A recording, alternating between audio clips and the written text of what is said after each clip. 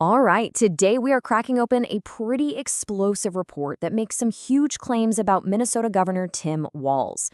We're going to break down what this one source alleges, a story of massive fraud, and what it called a career-ending failure. Let's dive right in. So this is the headline that sets the stage for everything we're about to talk about. I mean, wow, it's an incredibly bold claim, right? $1 billion scandal that it says ended a governor's career.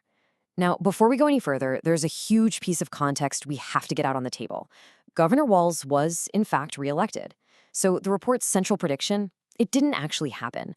But the allegations it makes are still fascinating. So let's unpack exactly what the source was claiming. So let's start with that main accusation. The idea that this scandal was supposed to be a political knockout punch for Governor Walz. Okay, now to the heart of it all, a truly massive financial crime. You really can't understand the political claims without first getting a handle on the sheer scale of the theft this report alleges. $1 billion. This number is everything in this report. It's the foundation for the entire story. The source claims this is how much taxpayer money was just stolen. It's the bedrock of the entire scandal. So you're probably wondering, where did this money even come from? Well, the report is a little vague on that. It just calls them public taxpayer funds. It never actually names a specific government program, just that $1 billion of public money basically vanished into thin air. $1 billion gone. I mean, the obvious question is, how on earth does that happen? And now we get to the why, at least according to this report. And it places the blame squarely on the Walz administration. This really is the critical question, isn't it? The report isn't just focused on the theft itself. It's trying to explain how a crime of this magnitude was even possible in the first place. And here's where we get to the core of the source's argument. The tone is really aggressive, and it just hammers on this one phrase over and over: systemic failures.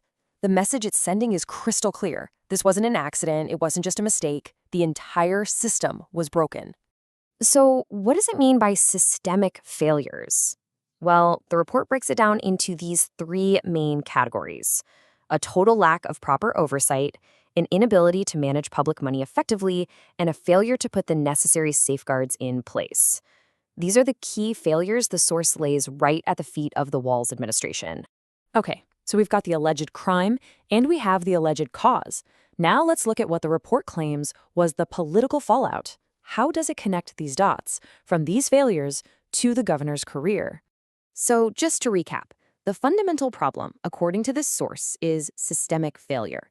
Think of this as the first domino to fall in the whole chain reaction that this report is trying to build. And there's the other side of the coin.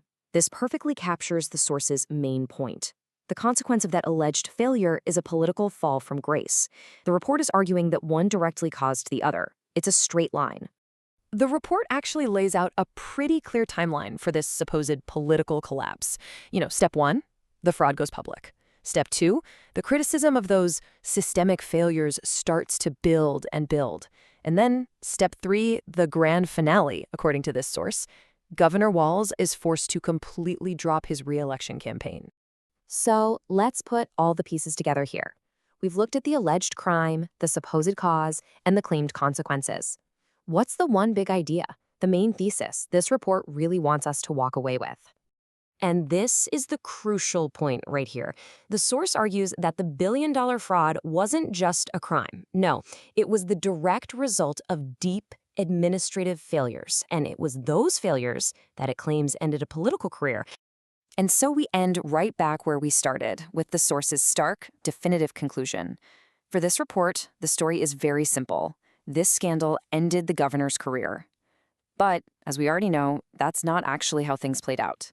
Which brings us to one final, much bigger question. So that leaves us with this to think about. When a report makes these incredibly strong claims of systemic failure, but the political outcome it predicts just doesn't happen, what does that tell us about public accountability? How do we, or how do voters, actually measure the real impact of a scandal?